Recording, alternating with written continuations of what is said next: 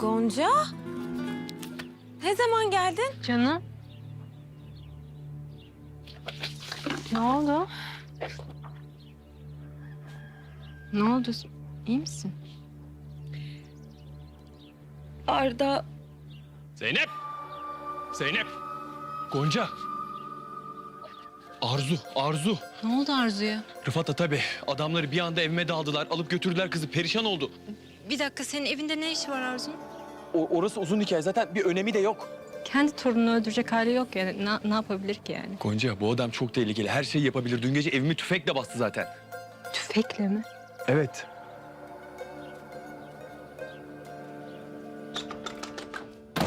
Anne!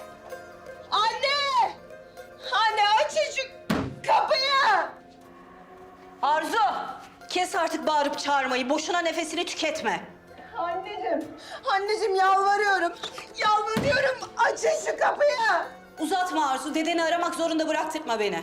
Anne bak kaçarım bak. Tutamazsınız beni burada kaçarım. Bulamazsınız beni. Arzu, aptallık etme. Bir dahaki sefere dedenin elinden bir kaza çıkar, onu artık ben bile durduramam. Seni şimdilik sadece odaya kilitlediğine dua et bence. Ya of! Açın şu kapıyı! Of anne ya!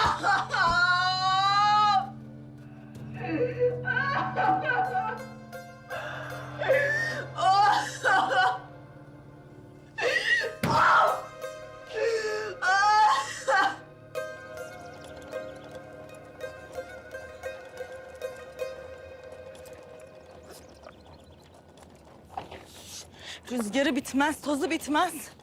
Anam! Dün gittiniz, bugün geldiniz. İtalya nasıl inşallah? Bir kule vardı böyle yamuk. Duruyor hala değil mi? Yıkılmamış. Yavuz, düzeltmişler kuleyi. Sen bir git bak istersen. Ya sana ne ya? Sana ne kuleden? Çok doğru, bana ne? Al şu valizi, çıkar odama. Hizmetçiye de söyle bana kahve hazırlasın.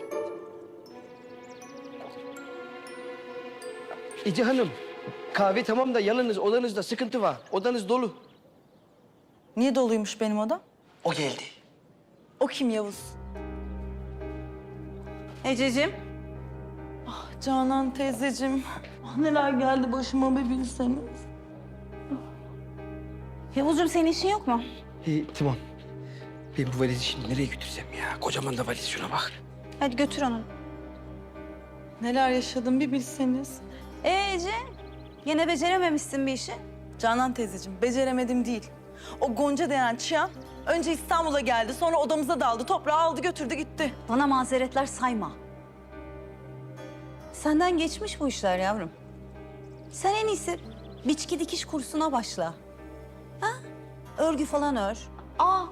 İnternetten yemek videoları seyret mesela. Çünkü sen çoktan emekli olmuşsun, senin haberin yok. Canan teyze, kabalaşmayın lütfen. Gerçekler bunlar canım. Ben sana fazla yüz vermişim galiba. Batmışsınız siz.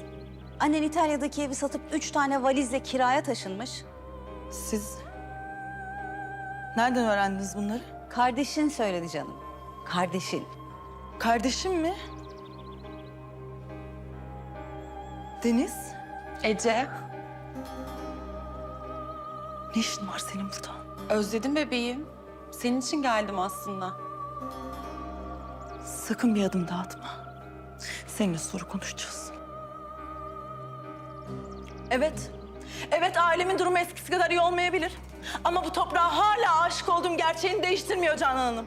Ben hepinizi ailem yerine koydum, tek tek. Hepinizi ailem bildim, sizi annem yerine koydum. Yeri geldi çocuklarınızdan daha çok sahip çıktım size. Ama siz o Gonca Eloz'uyla uğraşacağınıza gelip bana yürüyorsunuz. Ece haklı. Kavga etmeyeceksiniz. Birlik olacaksınız. Yan yana olacaksınız. Sizin tek düşmanınız var. Gonca ve ortakları. Bu akşam birçok şey olacak. Hazırlıklı olun.